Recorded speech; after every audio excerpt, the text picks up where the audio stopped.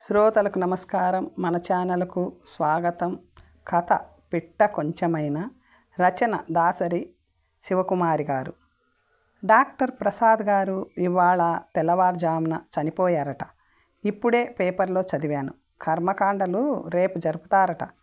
డ్రైవర్కు కబురు చేస్తాను, ఈరోజే వెళ్ళి చూసొద్దాం. నువ్వు కూడా ఓపిక చేసుకొని రా జ్యోతి, డాక్టరమ్మ గారిని ఓసారి పలకరిద్దువు గాని అన్నారు రామ్మోహన్ రావు సంపూర్ణమ్మతో. అయ్యో అలాగా డాక్టరమ్మ గారు ఇద్దరికిద్దరే ఎంతోమంది జీవితాలను నిలబెట్టారు. ఇలాంటి వాళ్ళకైనా ఆ దేవుడు మరింత ఆయుష్ ఎందుకు ఇవ్వడో. ఈ వార్త విని మన అమ్మాయి కూడా చాలా బాధపడుతుంది అన్నది సంపూర్ణమ్మ చాలా విచారంగా. కారు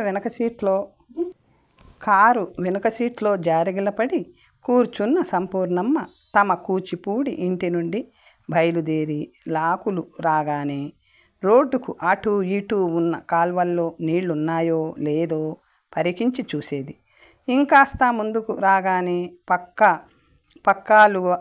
కాలువ కట్ట ఒడ్డునున్న నిమ్మ తోటల వంక చూస్తూ తమ తోట కనబడగానే కారు కాస్త స్లో చేయించి ఆరాగా గమనించేది. రెండో వైపున్న పడవల కాలువ వంక ఓ చూపు విసిరేసేది.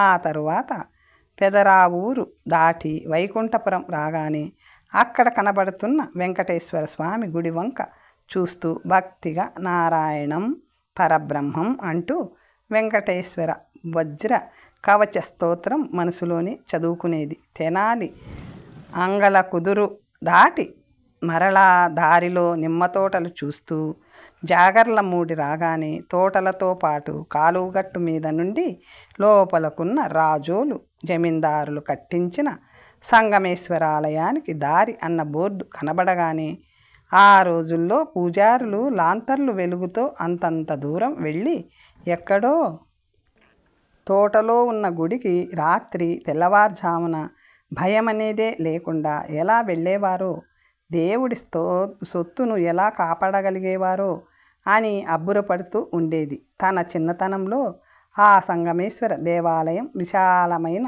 ఆవరణలో ఎన్నెన్ని పెళ్ళిళ్ళు జరిగేవో గుర్తు చేసుకుంది. ఆ తరువాత వచ్చే వారి దాంట్లో ఉన్న కోటయ్య స్వామి గుడి, అక్కడ జరిగే శివరాత్రి సంబరాలు, అప్పుడు అక్కడకు వచ్చే ప్రభలు అంటూ గుంటూరు వెళ్ళేలోపు వీటన్నిటినీ ప్రతిసారి మననం చేసుకునేది. కానీ ఇవాళ ఆలోచనలన్నీ డాక్టర్ గారి దంపతుల మీదే ఉన్నాయి. సమయానికి ఊళ్ళో ఉండి కూడా మీ మేనత్తగారి మనవడి పుట్టినరోజు పండగకు రాననటం ఏం బాగాలేదు తల్లి. నీవు అమెరికాలో ఉంటున్నానన్న గర్వం అనుకుంటారు. లేదమ్మా, నేను తర్వాత వెళ్ళి బాబును తప్పకుండా చూసొస్తాను. ఇవాళ 10 మంది ఉంటారు. నీకింకా ఏ విశేషం లేదా అని అడిగితే నేను సమాధానం చెప్పలేను. అమ్మాయిని ఇబ్బంది పెట్టకు సంపూర్ణ అన్నారు రామ్మోహన్ రావు గారు. అమెరికాలో పెద్ద పెద్ద డాక్టర్లు పరీక్ష చేసి చూశారు. నా పెళ్ళై ఇప్పటికి 12 ఏళ్ళు దాటిపోయింది. ఉద్యోగాల ధ్యాసలో పడి పిల్లలు లేని బాధ కొంతవరకు మర్చిపోతున్నా. మీ అల్లుడు నేను బాధపడుతూనే ఉన్నాం. హైదరాబాదులో కూడా మా అత్తగారు డాక్టర్ల దగ్గరకు తిప్పారు. ఏదైనా మార్గం ఆలోచించండి అంటున్నారు అత్తయ్య. డాక్టర్లేమో వెయిట్ చేద్దామంటారు. అప్పుడప్పుడు నాకు 2-3 నెలల పాటు నెలసర్లు రావు. మొదట్లో పరీక్షలు చేయించేదానిని. మరలా ఇప్పుడు 3 నెలల నుంచి నెలసరి రాలేదు. ఎప్పుడు ఉండే గర్భిణీ కాదు అనే సమాధానమే వస్తుందని ఈసారి ఏ పరీక్షల జోలికి వెళ్ళలేదు. ఇంకా నా సంగతి వదిలేయమ్మా అన్నది ఆమె చాలా నిస్సృహగా. ఈసారి నువ్వు వచ్చిన దగ్గర నుండి చాలా నలతగా కనిపిస్తున్నావు. ఏదిష్టంగా తినటం లేదు. నా మాట విని నాతో పాటు ఒకసారి గుంటూరు రా జ్యోతి, డాక్టర్ గారి దగ్గర ఒకసారి చూసి సలహా తీసుకుందాం అని సంపూర్ణమ్మ కూతుర్ని తీసుకొని హాస్పిటల్కు వెళ్ళింది. డాక్టర్ జ్యోతి గారు పరీక్షించి చూశారు. ఆ తరువాత వాళ్ళను బయటికి వెళ్ళమని భర్త ప్రసాద్ గారితో మాట్లాడారు. ప్రస్తుతం ఆ అమ్మాయి గర్భవతి అయింది. కానీ ఆ గర్భం గర్భాశయంలో ఒక మూలన ఉన్నది అన్నది.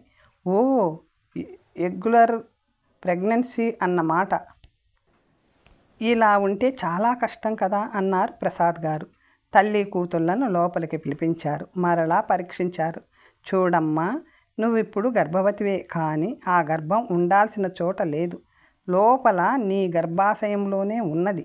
వెంటనే ఆపరేషన్ చేసి ఆ లోపాన్ని సరిచేస్తామన్నారు.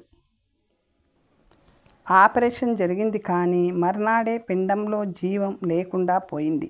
స్కానింగ్ చేసి మరోసారి పరీక్షించారు. డాక్టర్ దంపతులు కూడా చాలా బాధపడ్డారు.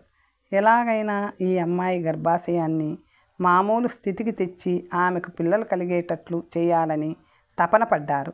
1-2 సార్లు ఆలోచించారు. తల్లి గర్భంలో పిండం జీవం పోసుకునేటప్పుడు గుండ్రంగా విడివిడిగా 2 సగభాగాలు అతుక్కొని ఒకటిగా అవ్వాలి. అలా ఒకటిగా అవ్వటానికి వాటి మధ్యనున్న పొర కరిగిపోవాలి. కానీ ఈ అమ్మాయి గర్భాశయంలో ఉన్న ఆ పొర కరగక అడ్డు తొలగటం లేదు. ఆ అడ్డు వల్లనే పిండం పెరగటానికి అవకాశం లేకుండా పోయింది.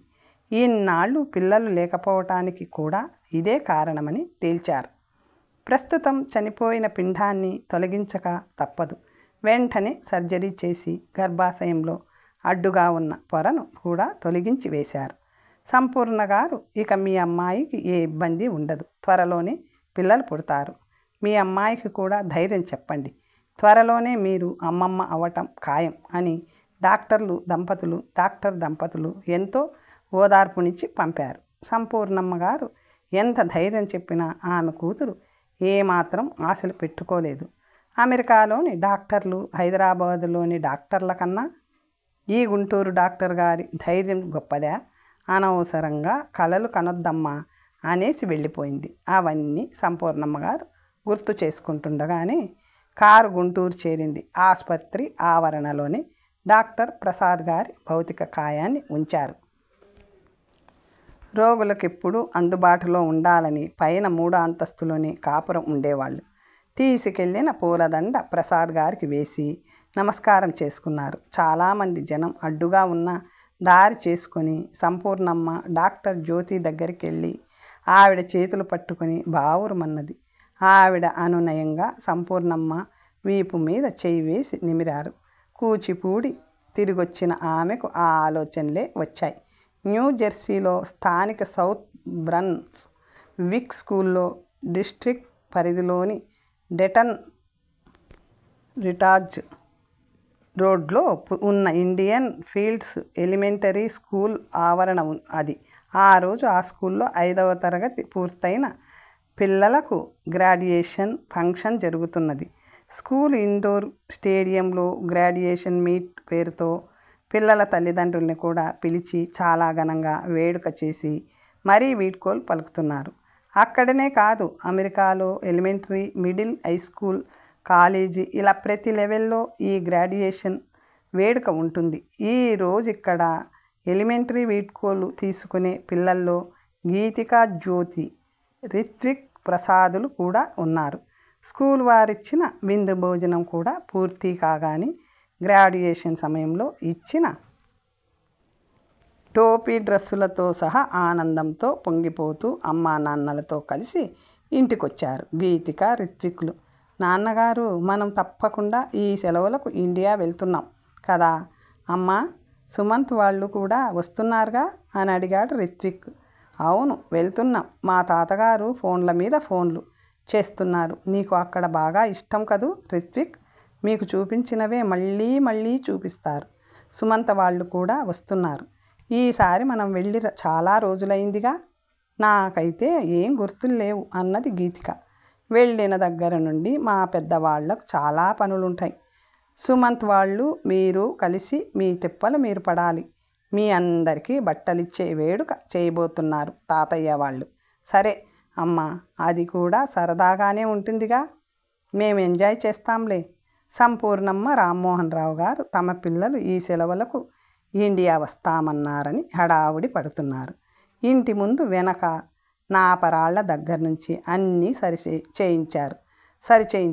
ఇంటికి చావిడికి సున్నాలు వేయించారు. ఇన్వర్టర్ బ్యాటరీలో డిస్టిల్ వాటర్ తగినంత ఉన్నదో లేదో చూపించారు.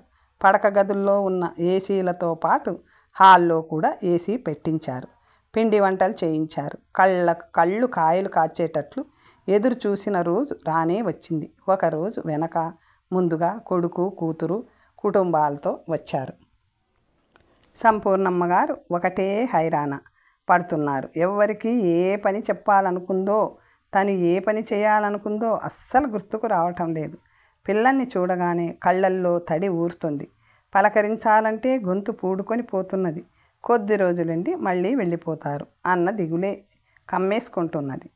వాళ్ళు సరిగా తినటమే లేదని వాపోతున్నది. రామ్మోహన్ రావు ఉబ్బి తబ్బిబ్బవుతున్నారు కానీ పైకి కనపడరు. ఇల్లంతా సందడి సందడిగా ఉన్నది. ఆ పగలు భోజనాలయ్యాయి. సంపూర్ణమ్మ గారి కోడలు కూతురు ఏవో డైమండ్ నగలు గురించి మాట్లాడుకుంటున్నారు. రామ్మోహన్ రావు గారు ఉయ్యాల బల్ల మీద నడుం వాల్చారు. కొడుకు వచ్చి పక్కన కూర్చున్నాడు.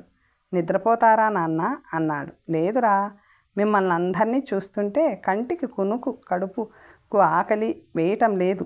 మీరున్నంతకాలం మిమ్మల్నే కళ్ళ నిండా చూసుకోవాలనిపిస్తున్నది. ఈలోగా సంపూర్ణమ్మ గారు కూడా వచ్చి ఓ కుర్చీలో కూర్చున్నారు. నాన్నగారికి 75 సంవత్సరాలు నిండాయి. నాకు 70 వచ్చాయి. తరచూ ఆసుపత్రికి వెళ్ళాల్సి వస్తున్నది. డ్రైవరే తోడు. ఒక్కోసారి మరీ ఆరోగ్యం బాగా లేనప్పుడు ఏడుపు వస్తున్నదిరా.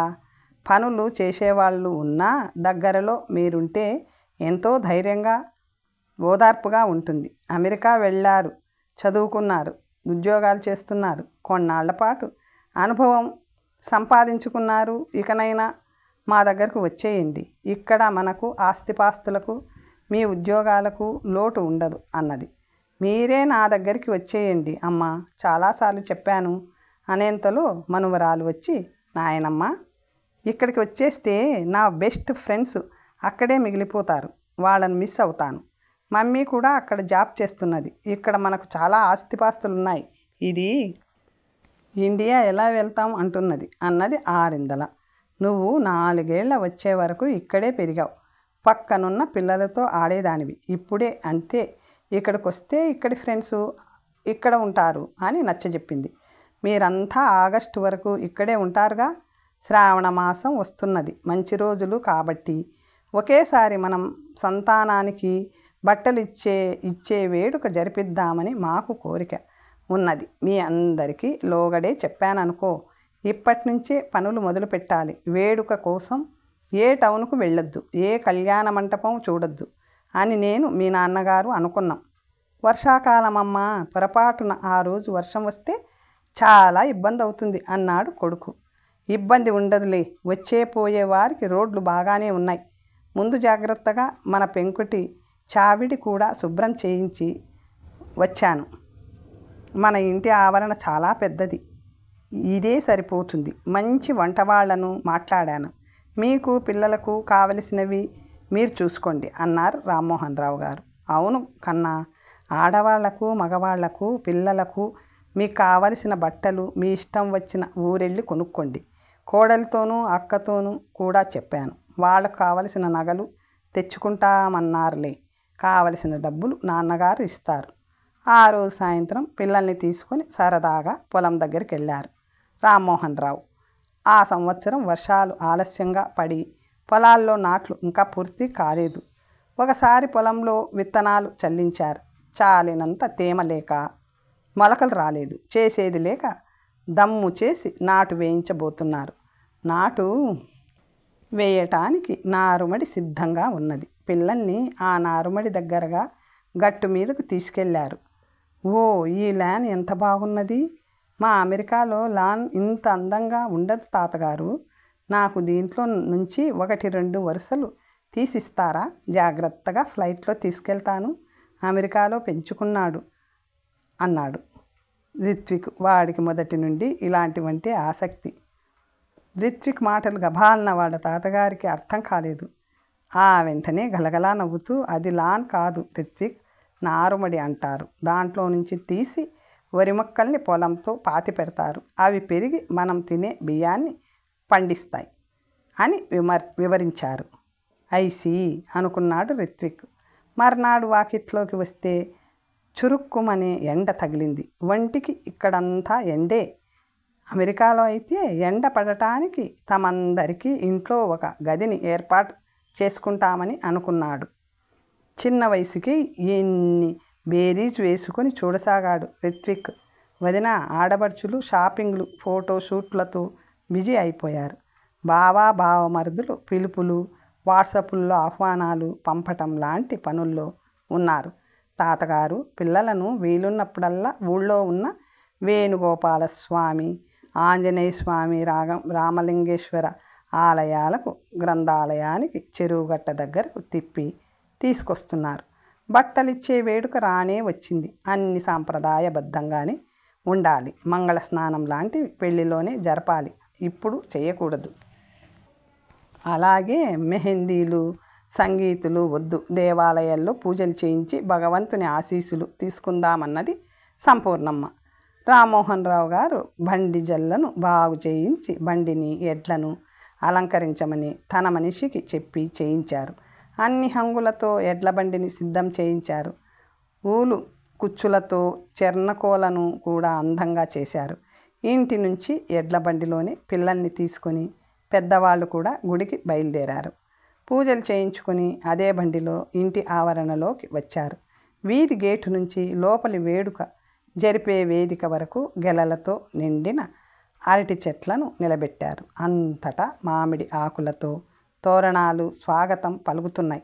సంపూర్ణమ్మ గారి కొడుకు కోడలికి ఎడ్ల బండిలో పట్టు చీరలు నలిగిపోతున్నాయని బాధగా ఉన్నది. పిల్లలకు మరీ ముఖ్యంగా రిత్విక్కు బాగా సరదాగా ఉన్నది. వీధి గేటు నుండి ఎడ్ల బండిలోనే వేదిక జరిగే గుమ్మం వరకు ఎడ్ల బండిని నెమ్మదిగా పోనిస్తున్నారు. రిత్విక్ సరదాగా చెర్నకోల తిప్పుతూ ఎడ్లను అదిలిస్తున్నాడు. ఇలాగే తను ఎడ్ల బండిలో మొదటిసారి తన పుట్టింటి నుంచి అత్తింటికి వచ్చింది. తన కాన్పులకు ఎడ్ల బండిలోనే తెనాలి ఆసుపత్రికి వెళ్ళింది.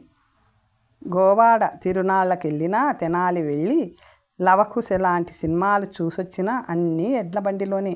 అవన్నీ గుర్తొచ్చాయి సంపూర్ణమ్మకు. ఇంటి మగవారు పట్టు పై పంచెలతో లాల్చీలతో తెలుగుతనం ఉట్టిపడేటట్లుగా ఉన్నారు. కూతురు పిల్లలకు, కొడుకు పిల్లలకు నలుగురికి కలిపి ఒకేసారి చక్కగా బట్టల వేడుక చేశారని బంధుమిత్రులు మెచ్చుకున్నారు. ఆనాటి విందు భోజనాలకి కాకినాడ కాజా, అక్కడి నుండి ఖర్జూర కిల్లీలు మాత్రం తెప్పించారు. పాలతాలికలు, బొబ్బట్లు లాంటి సాంప్రదాయబద్ధమైన పిండి వంటలతో శుద్ధమైన శాకాహార భోజనాల్ని లేత అరిటాకుల్లో తృప్తిగా భుజించారు అతిథులు. వచ్చిన అతిథులకు కానుకలుగా వెదురు పూల బుట్టలు, ఆడవారికి అంచున్న పై పంచెలను మగవారికి అందించారు. ఖరీదు గల పట్టు చీరను, పండ్లను, స్వీట్లను తీసుకొని తన పిల్లలతో సహా గాయత్రి గుంటూరు బయలుదేరింది. కొత్తపేటలో కారు ఆగింది. పరిచయమున్న చోటే గనుక సరదాగా మేడపైకి వెళ్ళింది. పని మనిషి వచ్చి తలుపు తీసింది. డాక్టర్ జ్యోతిరావు గారిని కలవాలంటే లోపలికి తీసుకెళ్ళి కూర్చోబెట్టింది. ఆమె వచ్చారు. బాగా బలహీనంగా ఉన్నారు. గాయత్రి ఆమె కాళ్లకు దండం పెడుతూ పిల్లల చేత కూడా పెట్టించింది. డాక్టరమ్మ గారు, నేను సంపూర్ణమ్మ కూతురు గాయత్రిని. డాక్టర్ గారి సంగతి విని చాలా బాధపడ్డాను. ఆ మధ్యలో మా అత్తగారు, మామగారు పోతే వచ్చి హడావిడిగా అమెరికా వెళ్ళిపోయారు. పిల్లలు నేను కలిసి రావటమే కుదరలేదు. ఈ 3 ఏళ్ల నుండి కరోనా గొడవలు. మా వారు, నేను, పిల్లలు అందరం డాక్టర్ గారు ఉండగానే ఇక్కడికి వస్తే చాలా బాగుండేది. ఆ రోజు మీరు చేసిన వైద్యం, ఆపరేషన్ కారణంగానే ఈ కవల పిల్లల్ని సహజంగానే కన్నాను. బాబు పేరు రిత్విక్ ప్రసాద్, పాప పేరు గీతికా జ్యోతి అంటూ తాను తెచ్చిన కానుకల్ని ఆమె చేతిలో పెట్టి పిల్లలకు ఆశీస్సులిమ్మని అడిగింది. తమ పట్ల కృతజ్ఞతతో గాయత్రి తన పిల్లలకు ఇలా పేర్లు పెట్టింది. పైగా ఆనాటి ఆపరేషన్ తనకు బాగా గుర్తున్నదనుకున్నారు డాక్టర్ జ్యోతి గారు. పిల్లల్ని ఆశీర్వదించారు. ఆమె పిల్లలు అమెరికా వెళ్ళే సమయం వచ్చింది. మామయ్య గుంటూరు డాక్టర్, మా అమ్మాయి ఆస్ట్రేలియా నుండి తిరిగి వచ్చేసి ఇక్కడే హాస్పిటల్ చూసుకుంటున్నారట.